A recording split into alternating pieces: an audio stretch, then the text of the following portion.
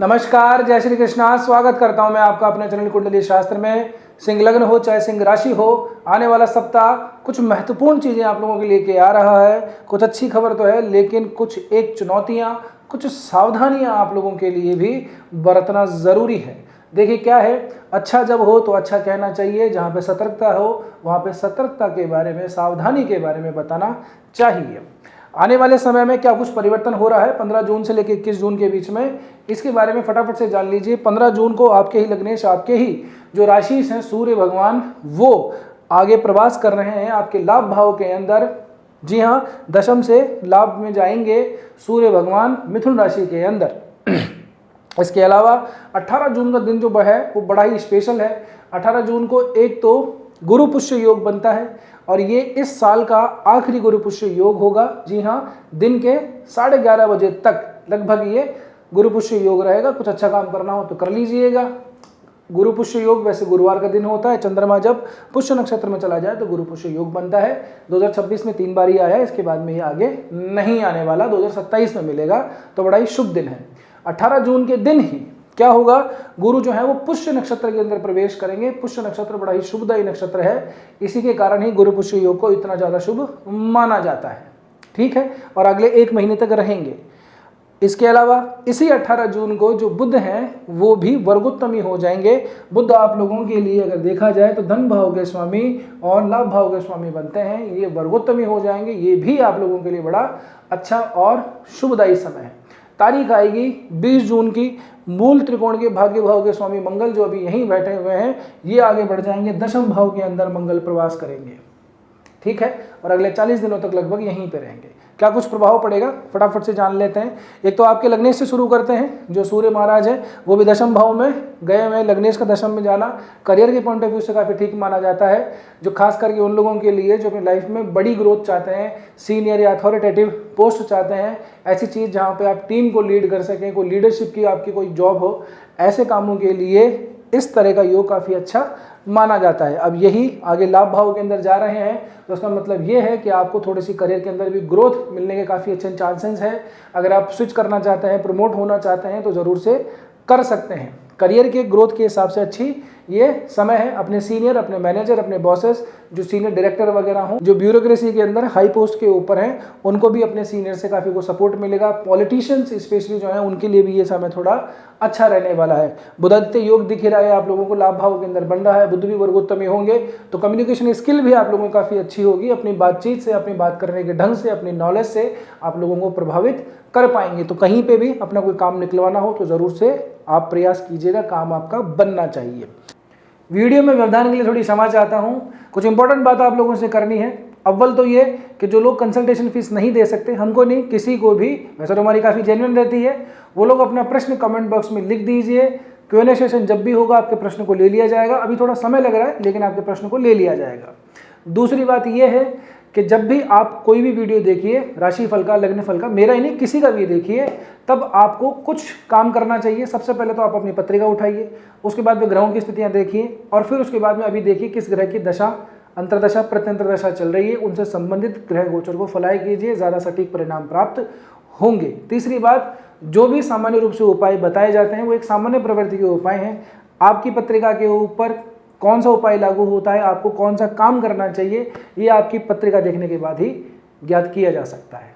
बस इतना ही, आगे आप वीडियो एंजॉय कर सकते हैं। इसके बाद में आगे बात करें मंगल की, तो मंगल आप लोगों के लिए अभी तो 20 तारीख तक तो ठीक है ही, अपनी मूल त्रिकोण की राशि में चल रहे हैं, उत्तम है, बढ़िया है, इसमें कोई समस्या वाली बात ही नहीं है। आगे भी जो मंगल का प्रवास है आप लोगों के लिए इतना खराब नहीं रहने वाला, क्योंकि मंगल यहाँ पे बैठ के चौथी दृष्टि आपके ऊपर ही डालेंगे, आपके लग्न, आपकी राशि इस पर डालेंगे। अपनी खुद की जो एक राशि है इनकी, वृश्चिक राशि, उसके ऊपर 7वीं दृष्टि है, और यहाँ से अगर आप देखेंगे तो ये पंचम भाव को 8वीं दृष्टि से प्रभावित करते हुए नजर आते हैं। यानी कि मंगल ना सिर्फ पर्सनालिटी के अंदर आपकी ग्रोथ देते हैं, ऊर्जा देते हैं, समृद्धि देते हैं, कॉन्फिडेंस को आगे बढ़ाते हैं, बल्कि यहाँ पे आपकी कुछ जो संपत्ति से संबंधित महत्वाकांक्षाएं हैं, घर, गाड़ी, दुकान, मकान, उसको भी फलीभूत करते हुए नजर आते हैं। यहाँ पे पंचम पे मंगल की दृष्टि, रोमांस वगैरह के लिए तो चलो मैं नहीं कहूँगा इतना अच्छा है, रिलेशनशिप के अंदर है ऑलरेडी, तो वहाँ पे थोड़ी सी मैच्योरिटी आगे दिखाई देती है। लेकिन जो विद्यार्थी गण हैं उनके लिए स्पेशली ये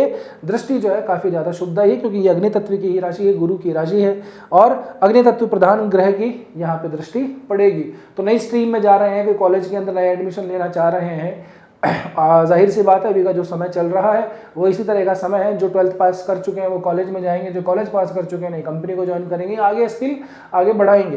तो मंगल से संबंधित यदि कोई ऐसी आपकी महादशा अंतरदशा प्रत्यंतरदशा चल रही है तो उसका सदुपयोग करने के लिए ये समय अच्छा है, कुछ नया सीखने के लिए।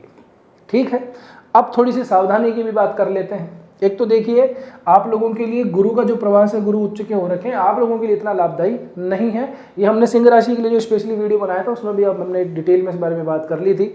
12वें भाव के अंदर शुभ ग्रह का जाना इतना ज़्यादा ठीक नहीं माना जाता। एक और बात, शुक्र भी यहाँ पे आ गए हैं। शुक्र को अगर देखेंगे तो शुक्र आप लोगों के लिए तीसरे भाव के साथ साथ दशम भाव के कारक बनते हैं।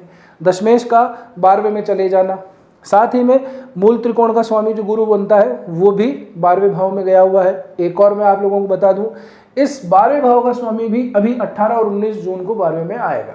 तो अगर आप यहाँ से ठीक से देखें तो 12वां भाव फुल्ली एक्टिवेट हो रखा है। ठीक है ना। अब ये किन लोगों के लिए ज़्यादा अच्छा है?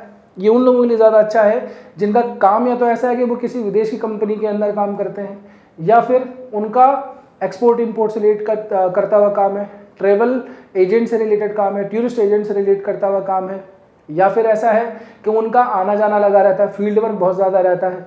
ऐसे लोगों के लिए काम ठीक है, एक्सपोर्ट इंपोर्ट करते हैं, उन लोगों के लिए भी ये समय ठीक है। फॉरेन सेटलमेंट का अगर कोशिश कर रहे हैं या फिर कोई वीज़ा वगैरह अप्लाई करना है तो उसके लिए भी ये समय आप लोगों के लिए उत्तम है।